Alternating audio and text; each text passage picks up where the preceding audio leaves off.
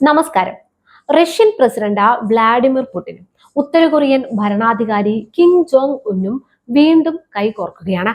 യൂറോപ്പിന്റെ ആകാശത്ത് യുക്രൈൻ യുദ്ധത്തിന്റെ കറുത്ത പുക ഉയരുമ്പോൾ ലോകത്തെ പ്രകമ്പനം കൊള്ളിക്കുന്ന ആ വമ്പൻ സംഭവ വികാസത്തിന് ഏഷ്യൻ വൻകരയിൽ തുടക്കമായിരിക്കുകയാണ്. പാശ്ചാത്യ രാജ്യങ്ങൾ അടിച്ചേൽപ്പിച്ച ഉപരോധങ്ങളുടെ ഭിത്തികൾ തകർത്തെറിഞ്ഞ അമേരിക്കയെയും നാറ്റോയെയും നടുക്കുന്ന ഒരു പുതിയ ലോക ശക്തി സഖ്യം ഇവിടെ രൂപപ്പെടുകയാണ്. അതെ, റഷ്യയും ഉത്തര കൊറിയയും. ഇത് വെറും ഒരു സാധാരണ നയതന്ത്രമെന്നൊന്നുമല്ല, ലോക ഭൗമരാഷ്ട്രീയത്തിന്റെ സമവാക്യങ്ങളെ തന്നെ പാടെ മാറ്റിമറിക്കാൻ പോകുന്ന ഒരു വലിയ നീക്കമാണ്. ഉത്തര കൊറിയൻ വിദേശകാര്യമന്ത്രി ചോസൻ ഹുയും അതുപോലെ തന്നെ റഷ്യൻ വിദേശകാര്യമന്ത്രി സെർജി ലാവ്റോവും തമ്മിൽ റഷ്യയിൽ നടത്തിയ ആരും പ്രതീക്ഷിക്കാത്ത ആ നിർണായക കൂടിക്കാഴ്ചയ്ക്ക് പിന്നിലെ രഹസ്യം എന്താണെന്ന് അറിയാമോ? കിം ജോങ് ഉൻ ഉടൻ തന്നെ റഷ്യയിലേക്ക് വീണ്ടും വിമാനം കയറാൻ ഒരുങ്ങുകയാണോ? അമേരിക്കയ്ക്കും അതുപോലെ നാറ്റോ സഖ്യത്തിനും ഉറക്കമില്ലാത്ത രാവുകൾ സമ്മാനിക്കുന്ന ഈ തന്ത്രപരമായ നീക്കത്തിന് പിന്നിലെ കൃത്യമായ രാഷ്ട്രീയം എന്താണെന്ന് അറിയേണ്ടേ?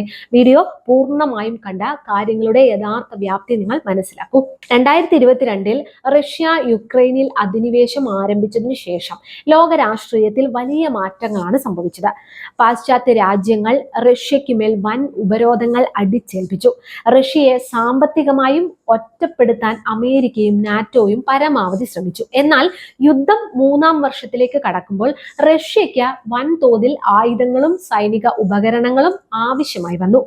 അവിടെയാണ് ഈ കഥയിൽ വലിയൊരു വഴിത്തിരിവുണ്ടാകുന്നത്. ഉപരോധങ്ങൾ കൊണ്ട് ലോകത്ത് നിന്നും ഒറ്റപ്പെട്ടു നിൽക്കുന്ന മറ്റൊരു രാജ്യം കൂടിയുണ്ട്. അത് നിങ്ങൾക്കറിയാമല്ലോ, കിം ജോങ് ഉന്നിന്റെ ഉത്തര കൊറിയയാണ് ആ രാജ്യം. ഇതോടെ അമേരിക്കയ്ക്കും പാശ്ചാത്യ ലോകത്തിനും എതിരായി നിൽക്കുന്ന രണ്ട് ശക്തികൾ പരസ്പരം കൈകോർക്കാൻ തുടങ്ങി. യുദ്ധം നീണ്ടുപോയതോടെ റഷ്യയ്ക്ക് ആർട്ടിലറി ഷെല്ലുകളും മിസൈലുകളും വൻതോതിൽ നൽകിയത് ഉത്തര കൊറിയയാണെന്ന് അമേരിക്കയും ദക്ഷിണ കൊറിയയും ആരോപിക്കുന്നു. റഷ്യയും ഉത്തര കൊറിയയും ഇത് പരസ്യമായി നിഷേധിക്കാറുണ്ടെങ്കിലും സാറ്റലൈറ്റ് ചിത്രങ്ങളും അന്താരാഷ്ട്ര രഹസ്യാന്വേഷണ റിപ്പോർട്ടുകളും നൽകുന്ന സൂചന അത് തീർത്തും മറ്റൊന്നാണ്. വെറും ആയുധങ്ങൾ മാത്രമല്ല, മനുഷ്യ വിഭവശേഷിയും ഉത്തര കൊറിയ റഷ്യയ്ക്ക് നൽകിയെന്നാണ് പുറത്തുവരുന്ന വാർത്തകൾ. പ്രത്യേകിച്ച് റഷ്യയിലെ കുർസ്ക് മേഖലയിലേക്ക് ഉത്തര കൊറിയൻ സൈനികരെ വിന്യസിച്ചുവെന്ന റിപ്പോർട്ടുകൾ അന്താരാഷ്ട്ര തലത്തിൽ വലിയ നടുക്കമാണ് ഉണ്ടാക്കിയത്. അതിർത്തി സുരക്ഷ, സൈനിക നിർമ്മാണം, ലോജിസ്റ്റിക്സ് തുടങ്ങിയ നിർണായക മേഖലകളിൽ ഉത്തര കൊറിയൻ കരങ്ങൾ പ്രവർത്തിക്കുന്നുണ്ട്. റഷ്യയിൽ അടുത്തിടെ നടന്ന നിർണായക വിദേശകാര്യ മന്ത്രിതല കൂടിക്കാഴ്ച അത് വെറും ഒരു സൗഹൃദ സംഭാഷണമായിരുന്നില്ല. റഷ്യയുടെ പരമാധികാരവും ഭൂപ്രാദേശിക അഖണ്ഡതയും സംരക്ഷിക്കുന്നതിനുള്ള എല്ലാ നടപടികൾക്കും ഉത്തര കൊറിയ അചഞ്ചലമായ പിന്തുണ നൽകുമെന്ന് ഉത്തര കൊറിയൻ വിദേശകാര്യമന്ത്രി ചോസൻ ഹുയി വ്യക്തമായ ഭാഷയിലാണ് പറഞ്ഞത്. പകരമായി ഉത്തര കൊറിയയുടെ സുരക്ഷയ്ക്കും പരമാധികാരത്തിനും റഷ്യ പൂർണ്ണ സംരക്ഷണം നൽകുമെന്നും ഉറപ്പു നൽകി.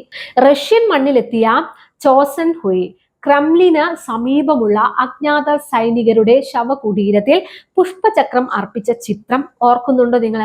അത് ഒരു സാധാരണ നയതന്ത്ര മര്യാദയല്ല, മറിച്ച് പാശ്ചാത്യ ലോകത്തോടുള്ള വ്യക്തമായ രാഷ്ട്രീയ പ്രഖ്യാപനമായിരുന്നു.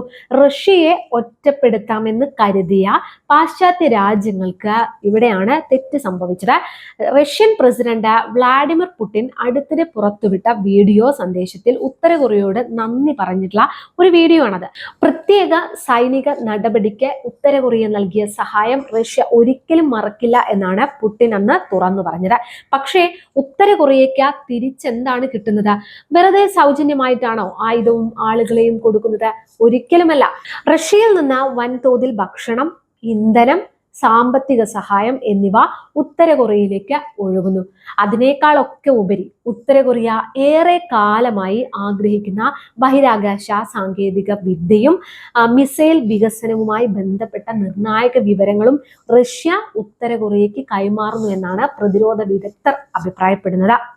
2023 സെപ്റ്റംബറിൽ കിം ജോങ് ഉൻ റഷ്യ സന്ദർശിച്ച ബഹിരാകാശ കേന്ദ്രങ്ങളും സൈനിക സ്ഥാപനങ്ങളും കണ്ടതോർക്കുക. തുടർന്ന് 2024 ജൂണിൽ പുടിൻ ഉത്തര കൊറിയയിലെത്തി ചരിത്ര പ്രധാനമായ പരസ്പര പ്രതിരോധ കരാറിൽ ഒപ്പുവെച്ചു. അതായത് ഇരു രാജ്യങ്ങളിൽ ഏതെങ്കിലും ഒന്നിനു നേരെ ആക്രമണം ഉണ്ടായാൽ പരസ്പരം സഹായിക്കാൻ നിയമപരമായ ബാധ്യതയുണ്ട്. ലോകത്തിലെ ഏറ്റവും വലിയ ആഗോള സമവാക്യം മാറുന്നത് എവിടെയാണെന്നറിയാമോ? ഉത്തര കൊറിയയുടെ ഏറ്റവും വലിയ സാമ്പത്തിക പങ്കാളി ഇന്നും ചൈന തന്നെയാണ്. 2024 കണക്കുകൾ പ്രകാരം ഉത്തര കൊറിയയുടെ വിദേശ വ്യാപാരത്തിന്റെ 98% ചൈനയുമായിട്ടായിരുന്നു. ചൈനീസ് പ്രസിഡന്റ് ഷീ ജിൻപിങ് ഉത്തര കൊറിയയുമായുള്ള ബന്ധം കൂടുതൽ ശക്തിപ്പെടുത്തിയിട്ടുമുണ്ട്. അതായത് ഒരേ സമയം തന്നെ ചൈനയുമായും റഷ്യയുമായും തന്ത്രപ്രധാനമായ ബന്ധം നിലനിർത്താൻ കിം ജോങ് ഉന്നിന് സാധിക്കുന്നു. റഷ്യ, ഉത്തര കൊറിയ, ചൈന എന്ന ഈ പുതിയ ത്രിരാഷ്ട്ര അച്ചുതണ്ട് നിലവിൽ വരുന്നത് അമേരിക്കയെയും നാറ്റോയെയും സംബന്ധിച്ച് ഏറ്റവും വലിയ തലവേദനയാണ്. ഒരു വശത്ത് യുക്രൈനിലെ റഷ്യൻ യുദ്ധം, മറുവശത്ത് ചൈന തായ്വാൻ സംഘർഷ സാധ്യത, ഒപ്പം കൊറിയൻ ഉപദ്വീപിലെ ആറ്റോമിക് ഭീഷണികളും. ഈ മൂന്ന് ശക്തികളും ഒന്നിക്കുമ്പോൾ ലോകത്ത് അമേരിക്കയ്ക്കുള്ള ആധിപത്യത്തിനാണ് വലിയൊരു വെല്ലുവിളി ഉയരുന്നത്. റഷ്യയ്ക്ക് സൈനിക ശക്തികളും വെടിക്കോപ്പുകളും വേണം. ഉത്തര കൊറിയയ്ക്ക് സാങ്കേതിക വിദ്യയും സാമ്പത്തിക സുരക്ഷിതത്വവും വേണം. പരസ്പര ആവശ്യകതയിൽ കെട്ടിപ്പടുത്ത ഈ ബന്ധം തകർക്കുക എന്ന് പറയുന്നത് അത്ര എളുപ്പമല്ല. വർഷാവസാനത്തോടെ കിം ജോങ് ഉൻ വീണ്ടും റഷ്യയിലെത്താൻ പോകുന്നുവെന്ന വാർത്തകൾ സ്ഥിരീകരിക്കപ്പെട്ടാൽ അത് വെറും ഒരു സന്ദർശനമാകില്ല. പുതിയ സാങ്കേതിക സൈനിക കരാറുകളുടെ വൻ പ്രഖ്യാപനമായിരിക്കും ലോകം കാണാൻ പോകുന്നത്. പാശ്ചാത്യ ഉപരോധങ്ങളെ കാറ്റിൽ പറത്തി ഒരു പുതിയ ലോകക്രമം രൂപപ്പെടുകയാണോ എന്ന് നാം ചിന്തിക്കേണ്ടിയിരിക്കുന്നു. റഷ്യ ഉത്തര കൊറിയ സഖ്യത്തിന്റെ ഈ പെട്ടെന്നുള്ള വളർച്ച ലോക സമാധാനത്തിന് ഭീഷണിയാണോ, അതോ അമേരിക്കൻ ആധിപത്യത്തിനെതിരെയുള്ള ഒരു സ്വാഭാവിക തിരിച്ചടിയാണോ ഇത്? നിങ്ങളുടെ വിലയേറിയ അഭിപ്രായങ്ങൾ താഴെ കമന്റ് ബോക്സിൽ രേഖപ്പെടുത്തൂ.